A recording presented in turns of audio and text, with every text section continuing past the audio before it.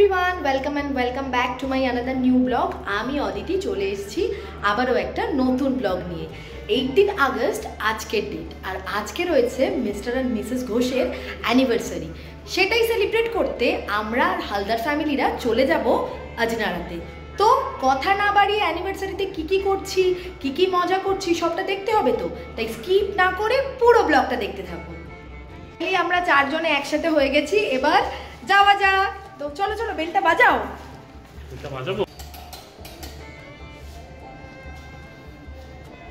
কই গেল ঘোষ?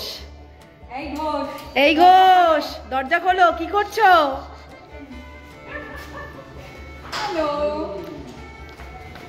হ্যালো। এই যে আজকে আমাদের মিস্টার অ্যান্ড মিসেস ঘোষ। বাবা সব তাড়াতাড়ি খিদে পেয়েছে বলে যাচ্ছে। যাচ্ছি, চলো চলো চলো। এই যে এরপর দিদি ভাইদের তরফ থেকে ছিল ওদের জন্য উপহার, আর তারপরে আমাদের তরফ থেকে ছিল তিয়াশা আর দাদা ভাইয়ের জন্য এই ছোট্ট উপহারটা।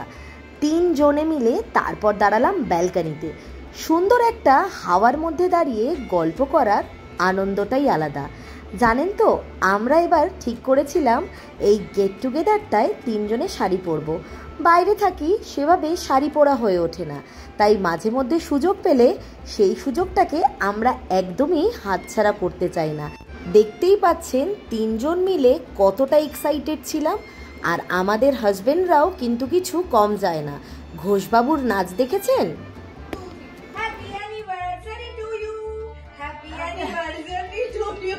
হ্যাপি বিবাহ বার্ষিকী টু ইউ, হ্যাপি বিবাহ বার্ষিকী। সবাই বলে many babies to you, জন্মদিন, শুভ বিবাহের জন্মদিন।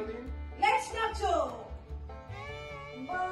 বাবা কত বড় কামড়ে খেয়ে নিল। এ ভালোকে গল্প খেতে হয়। দারুণ খেতে। খা।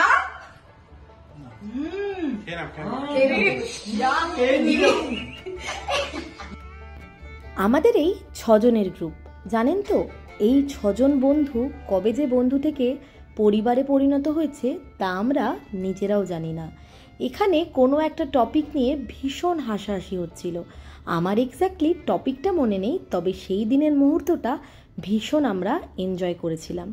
আসলে পরিবার থেকে আমরা দূরে থাকি, তাই মাঝে মধ্যে মা বাবার জন্য মন খারাপ হওয়াটা খুবই স্বাভাবিক। কিন্তু আমার সবচেয়ে বড় প্রাপ্তি হলো নয়ডায় এসে এত সুন্দর একটা পরিবার পেয়েছি আমি। তাই এই পরিবারের মানুষগুলোর সাথেই আমি যেন সারা জীবন ভালো থাকতে পারি, এটাই ঈশ্বরের কাছে প্রার্থনা করি। গল্প আড্ডা কমপ্লিট করে এবার যাব আমরা আমাদের স্টার্টারের দিকে। আসলে তিয়াশা কিন্তু ভীষণ ভালো রান্না করে, আর তিয়াশা স্টার্টারে বানিয়েছিল Kolkata style dry chilli chicken. এখনও করছে সেটাকে গার্নিশিং। সবাই কিন্তু খুব এক্সাইটেড এই চিলি চিকেনটা খাবো বলে, আর রান্নাঘরটাও গন্ধে প্রায় মমো হয়ে গিয়েছিল। এবারে আমরা চিলি চিকেন নিয়ে আরও অ্যাক্টিভ গল্পে বসবো। ও কিন্তু অলমোস্ট রেডি চিলি চিকেনটাকে সার্ভ করবে বলে। আর ওই দিকে চলে এসছে আমাদের দিদিভাই, আর দিদিভাইয়ের ড্রেস চেঞ্জও হয়ে গেছে। আসলে একটু একটু গরমও লাগছিল আমাদের। তারপরে চললো আমাদের গল্প আড্ডা। আসলে সোম থেকে শুক্র সবাই সবার নিজের কর্মব্যস্ততায় ভীষণ ব্যস্ত থাকে, তাই এই উইকেন্ডটাই থাকে যেখানে আমরা একে অপরের সাথে মনের সুখ দুঃখটাকে ভাগ করে নিই। আমাদের যখনই দেখা হয়, জানেন তো, প্রচুর আবেগপ্রবণ ঘটনা আমরা একে অপরের সাথে শেয়ার করি, যাতে মনটা অনেক বেশি হালকা হয়ে যায়। আসলে স্বামী স্ত্রী তো বিভিন্ন রকম আলোচনা থাকেই, কিন্তু বন্ধু বান্ধবের সাথে জমিয়ে আড্ডা মারার সে কিন্তু আলাদাই অনুভূতি। তারপরে চলে এলো তিয়াশার গিফট ওপেনিংয়ের পালা।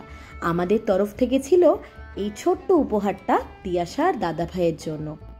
উপহারটা খুলে ও দেখাচ্ছে যে আমরা ওকে আর দাদা ভাইকে কী দিয়েছি। আর আমরা মেয়েরা গিফট ওপেনিং করতে ভীষণ ভালোবাসি। আসলে এই ছোট ছোট জিনিসগুলোই আমাদের জীবনে অনেক বড় কিছু পাওয়া হয়ে দাঁড়ায়। আর হালদার ফ্যামিলির তরফ থেকে ছিল তিয়াশার জন্য গিভার একটা ইয়াররিং, আর দাদা ভাইয়ের জন্য পারফিউম। উপহারগুলো ফাইনালি যে ওদের পছন্দ হয়েছে, এটাই আমাদের 4 জনের কাছে অনেক বড় পাওয়া। এবার আমরা করতে বসলাম ডিনার। আজকের মেনু ছিল চিকেন বিরিয়ানি আর চিকেন চাপ। দারুণ বানায় ও কিন্তু। এখন ঘড়ির কাঁটায় রাত 1:40। এবার আমরা বাড়ি যাই। আজকের ব্লগটা এতটুকুই। ভালো লাগলে অবশ্যই পাশে থাকবেন। Thank you.